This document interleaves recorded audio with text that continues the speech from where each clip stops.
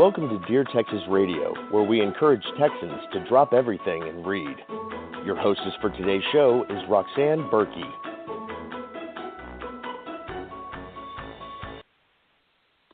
Hi, and thank you for joining this evening. This is Rox Berkey, and I am so excited tonight to have with us on Dear Texas Radio H Denson, author of Gary and the Go-Kart children's books. So welcome, Bibi. Thanks for joining me tonight. Hi, Rox. Nice to meet you. So I kind of want to go through a couple of different things, if it's all right with you, Bibi. I want to first start on your background, kind of let people know a little bit about you before we start talking about the two books that you have available right now. So can you share a little bit about your background, please? Sure. Well, I am an engineer by degree. Started my career as a petroleum engineer at Amoco way back when. Had an oil field service company for a while. Had a company that did printing and marketing in the oil field for a while. And then I was an expat wife for a while. So I've done all kinds of oil field things for a long time. And then the last 7.5 years, I'd been working for an environmental science company, and it was while I was working there that I got the idea that these books just needed to be written. So I did them. Usually when I have one of these great, brilliant ideas that I think really needs to be done, I watch as somebody else does it, and I just kept waiting and didn't see anybody else do these books, and I kept thinking, usually, come on, someone does. Nobody did, so I went ahead and did it. So. Well, and I think that's outstanding. I mean, you really do have a way of putting information out for children. So what made you decide to write at the children's book level? I just felt like the messages that I was hearing on TV, on movies, in the media were wrong, and I was going to a lot of industry functions.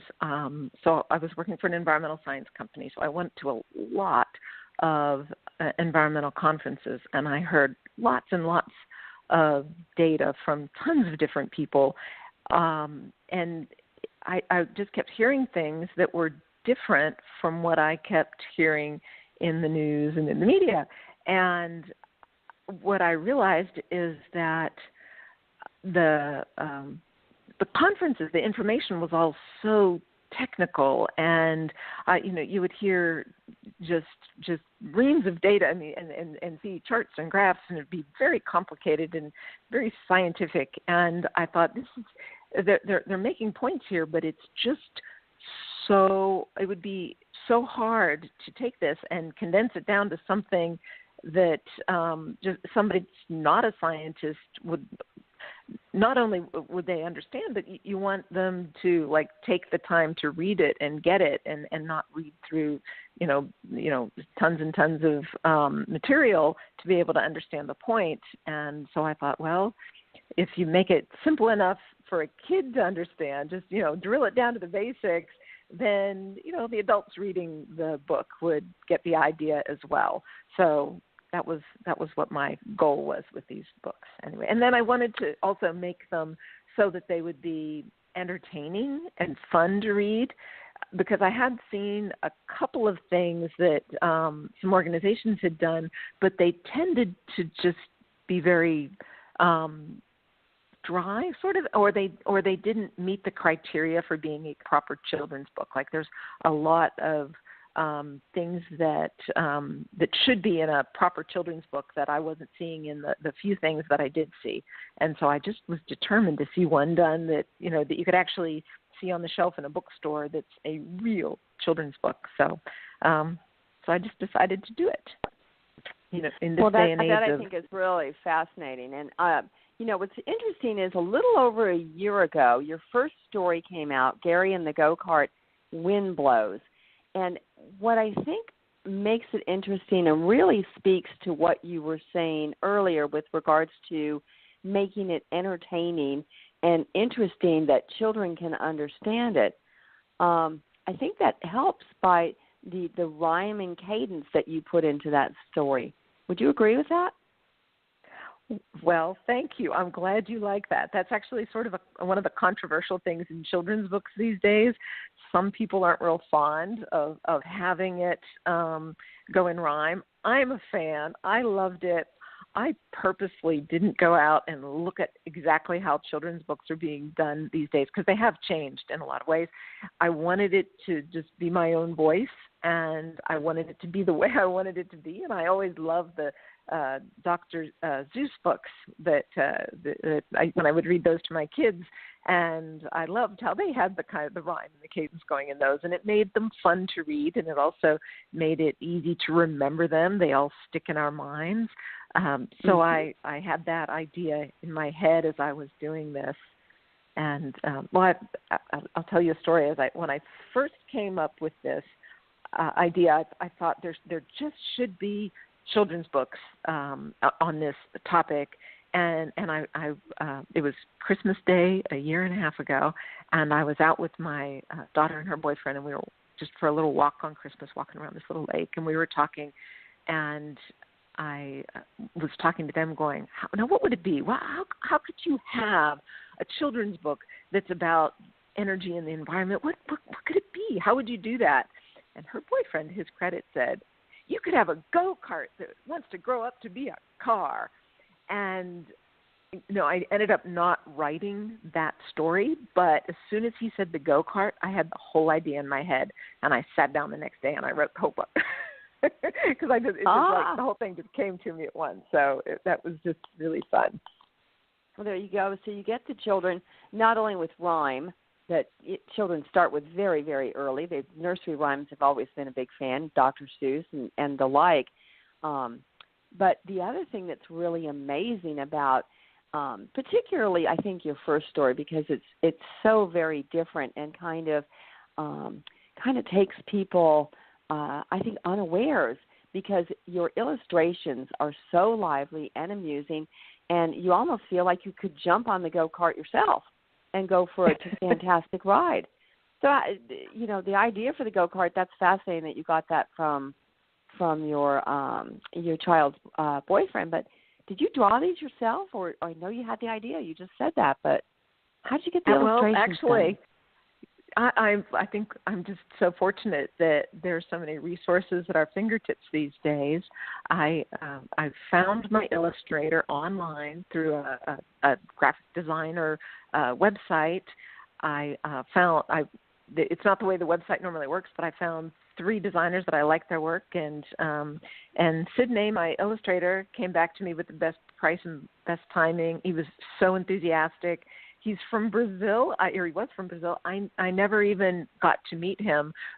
His English was very limited, so whenever I was trying to describe to him how to make a character look, I would send him cartoons, and I would send him cartoons of expressions, and then I'd send him other cartoons of people with certain kinds of clothing or certain kinds of looks, and he would put the two together and come up with the characters for me. And it was just so much fun, and he was super talented. And I'm saying this all in the past tense because actually when we got 3/4 of the way through Carbon Comes Out of the Closet, he ended up going into the hospital for a month. And I was thinking, oh my gosh, what's going on? I was so worried we weren't going to be able to finish the book, and it sounded really, really serious. I do think that my paying him actually paid for all of his medical bills. But he came out of the hospital and he finished the book, and he passed away 4 days later. And I really feel like, I feel like he just hung in there, because you get so involved when you're doing one of these things that I know he came back out of that hospital and he came out purposely just to get this book done. And then, I've heard of other people doing that sometimes, that they hang on for a certain reason. And I know that because once you get so involved in one of these books, it just takes over everything. So I know that he did that. So. And I think that's marvelous that he actually gets to live on in the illustrations that he provided for these stories, because the reviews on Wind Blows really have been very positive, because it allows not only the children to learn about the subject matter, but adults, I think, are learning from it too, based on what I have seen in the reviews and heard from some people. So I guess the question would be specific with regards to wind blows. What's the focus of that book? And just, a condensed version for me. What was the focus of that book? Why did you choose that title? Well, there's the double entendre. There's a double entendre in both the books. So I think the first one's obvious. The second one, The Carbon Comes Out of the Closet, is because when I decided I wanted to write about the carbon controversy, I felt like I knew I was really putting myself out there to say that I disagreed with what was the common thing being said everywhere, and I felt like I was going to come out of the closet and go ahead and admit that I don't believe in man-made catastrophic climate change, even though I knew I was going to be vilified for it. And then when that thought came into my head, I thought, well, that's just it then. So in the second book, then Gary literally stores his carbon in his closet, and then he releases it out of the closet in that second book whenever he realizes that the plants really need the carbon, and we're a carbon-based life form, and we really need carbon dioxide. Whereas in the first book, Gary realizes that he needs to have energy in order to be able to get things done, to work. And as he contemplates what he should do to do that, he turns on the TV and he hears about wind energy, and he hears that wind energy is so wonderful. And so actually in the book, he goes to the land of the Windies, where the wind turbines are actually pinwheels, to go check it out and see what wind energy is all about. But the wind happens to not be blowing whenever he gets there, because wind energy is unreliable, which is one of the points. And then he sees the birds flying away very fast, and he finds out that the birds are scared of the wind turbines. And I did that because it is, after all, a children's book, so you can't have birds being hacked up by wind turbines. But that is, that's right. That is what happens. Right. And then what I did in both books is I have a section called... Bebe, excuse me just a second. I'm sorry, but we need to take a short break and get a word from our sponsors. And then I want to come back and dig down a little bit more in Carbon Comes Out of the Closet. So stick with us, folks. We'll be right back. Brakefield and Berkey, 2017 award-winning authors of the Enigma series techno-thrillers, have released their first book in Audible format. The Enigma Factor is the foundational story for the series' ongoing battles against cyber assassins using technology, today's weapon of choice. Explore the digital threats of fighting for lost identity, struggling with mutant computer viruses, or commodity market manipulation. EnigmaSeries.com reveals the intrigue and intelligence of digital combat in our 21st century. Available in paperback, ebook, and now Audible format. Dear Texas would like to thank our sponsors. Love to read? Love to meet authors in person? Then check out bookfestival.network to find a book festival in your region of Texas. We are adding book festival events throughout the year, so sign up to get notices and even a coupon towards purchase of a Texas author's book. Sign up at bookfestival.network. Texas Authors Institute of History is proud to sponsor the Hill Country Writing Symposium. This year's fall event will be held in Comfort, Texas. To learn more, go to writing.texasauthors.institute. A fun event with talented authors sharing ideas to help you grow as a writer. The 2018 spring event will be held in Wimberley, Texas in early May. Sign up at writing.texasauthors.institute today. Texas Authors is accepting entries into their 6th annual book contest. Go to books.txauthors.com and sign up. Contest is valid for Texas authors only and is open to anyone 18 years of age and older who published a book during the 2017 calendar year. Enter at books.txauthors.com today. Attention students in grades 6 through 12. Do you love to write? Texas Authors Institute of History is kicking off its first statewide short story contest for students. It's free to enter and a great way to begin your career in writing. Sign up at shortstory.texasauthors.institute for complete rules. Again, to enter, go to shortstory.texasauthors.institute. You can win cash prizes and an opportunity to be published. Hello, Texas authors. My name is Randy James, coming to you from my Carrollton recording studio, where I spend time writing and producing commercials for my radio endorsement clients, as well as my private freelance clients. I'd like the opportunity to help you sell more books with a commercial like this and get listeners of Dear Texas Radio excited about your title, all at a special introductory price, available to members of the Texas Association of Authors. Call or text 214-762-1942. That's 214-762-1942.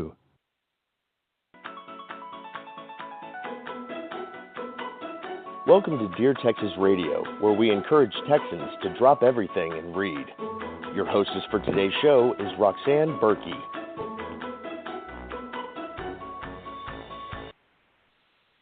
Hi, I am Rox Berkey, and thank you for coming back.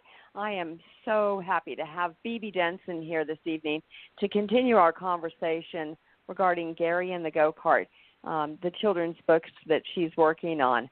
And, Bibi, I'm sorry that I cut you a little short before we had to take our break, but I want to talk about the newest release, which came out in February of this year in this group of books. Carbon Comes Out of the Closet. And you were saying that, you know, part of your belief would maybe portray you as the author a little bit more of a villain. You want to explain that a little bit?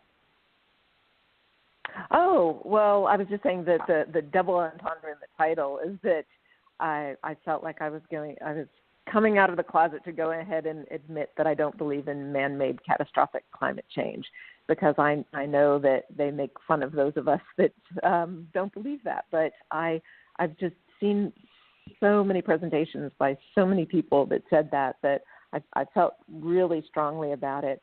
And so one of the things I did in both books is I have a section in the back that I call For the Adults in the Room, because when I first started writing this book, I took it around actually to my yoga class, and I had them read the book. What do you think? What do you think? And whenever they would say something like, well, you know, why would you say that wind turbines kill birds? They go so slow. And I would think, people don't realize wind turbines are going almost 200 miles an hour. So then I put, you know, my Adults in the Room section at the back of the book, I put wind turbines are going, and I quote sources in the back of there. So when somebody's reading that and they would say, well, why would you say that? Then it gets explained in the back. So it's a kid's book up front, but then I think there's some pretty powerful quotes by some people that I think really highly up in the back. So, so look for those. And so, you know, that's a fair statement. So you're helping to educate the parents. Now, some people might complain that the books are a little bit too scientific or too complex for elementary kids, though I personally would disagree. What do you think about it? From you've created them, do you get that criticism often? Every now and then I've had somebody say to me that I've put in a word here and there that are too big, and they will say, an elementary school book should only have these words in it, and here you can find a listing here, and you shouldn't use those. But I beg to differ. When my kids were growing up, I would throw in the occasional big word, because I believe that's how they learn them. They learn them by hearing them in context, and you have to just start doing it. And I feel strongly about it, and these are my books, and so I thought I'm going to do it the way I would want my kids to have them. So that was how I looked at these as I did them. So I hope people like them. I'm proud of you for taking that kind of stance, because I think we need to keep elevating kids, and Dear Texas Radio certainly is for improving literacy. So another question from that perspective is, what grades or what age range do you try and target the stories to?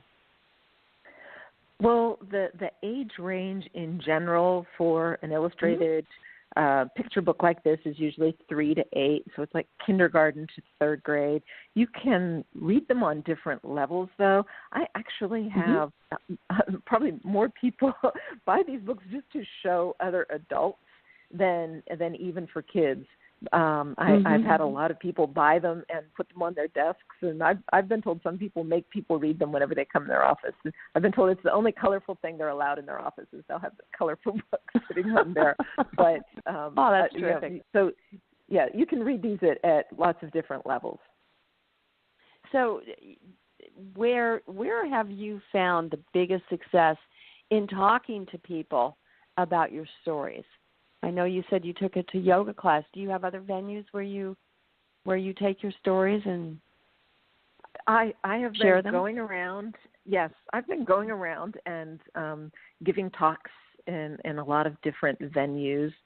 What I have found out, so because of working in a scientific field, it truly is still pretty male-dominated. And I've noticed that I can go into a group of oil and gas professionals, say there's going to be 100 of them, and I will give my talk, and it'll be 98 guys and 2 women. And at the end of the talk, the 2 women come up and want to buy the book and are all excited, and the guys will say, I'm going to tell my wife to get that. Guys just don't get children's books that often, I found out. It's really funny.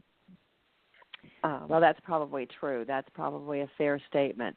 So if people do want to meet you and greet you and listen to some of your perspective on your stories and educating children, because you're really doing that with these subject matters and you're a professional, you have the educational background to do that, where can people come and find you and talk to you and upcoming events that you might be available?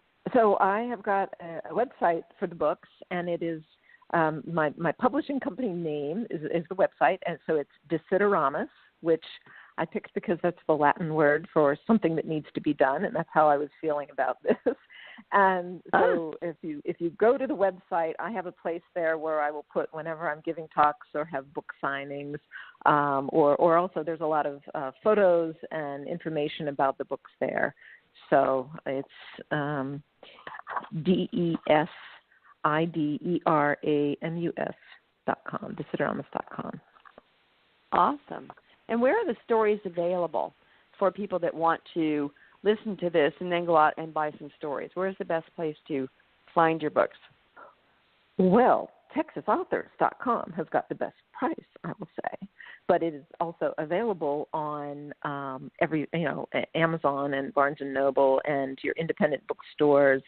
If you actually go to a brick and mortar bookstore, you have to order it because it's a print-on-demand book, so they don't normally just keep them in stock. Amazon has started keeping them in stock because they keep selling, which is wonderful. But you can really get them pretty much anywhere now. Yeah. So with all of this nice background that you have in oil and gas and your education, what's the next book you're planning?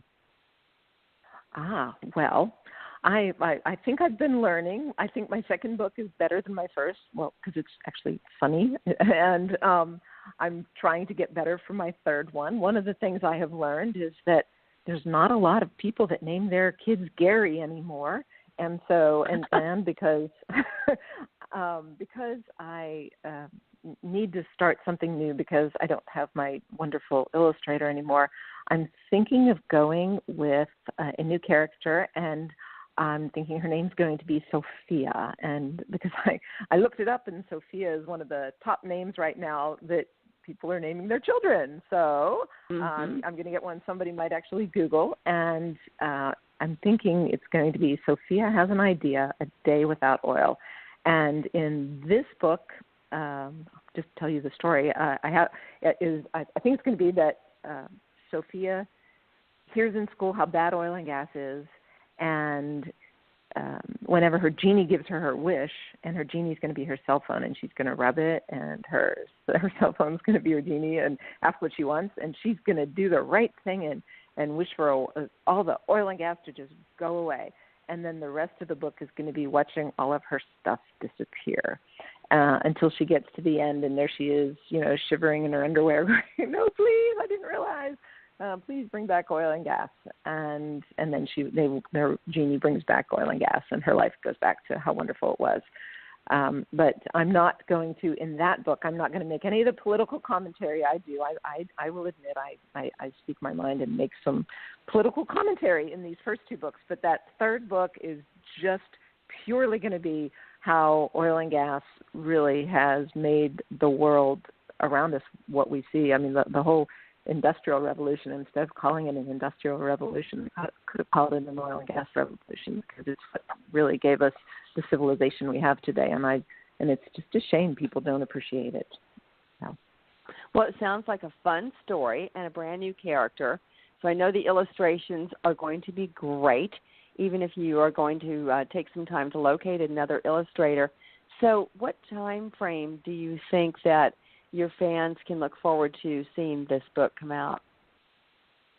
It depends on how I end up getting it published. If I can get a proper publisher, and I know the publisher I want to go to, but the publisher I want to go to, I need to have an agent. So, but if I go the traditional route, goodness gracious, it still takes so long, which is the downside to doing it with a traditional publisher. On the positive side, if I do it that way, I think I could get a lot deeper reach into school systems and things with the book, which is what I would really like to do. But they just do not move fast. If I don't make any headway getting a publisher or the agent, whatever, then I'll have it in time for Christmas. I mean, because it doesn't take me that long to do it. Once I'll be able to write it. It's just what takes a long time is working out page by page every little detail with the illustrators can take some time. So hopefully. Well, I think that's fabulous. Christmas, perfect for under the Christmas tree or in that stocking for that elementary child. This is really exciting, BB. I've really enjoyed our conversation about Gary and the Go-Kart and the recent release this year for Carbon Comes Out of the Closet, and last year's release, Gary and the Go-Kart, Wind Blows, and I'm looking forward to hearing more about Sophia. I do happen to have a fondness for that name myself. Oh, thank you. So what was that website again so folks can get a look at you? Sure. It's Desideramus. So it's DESIDERAMUS.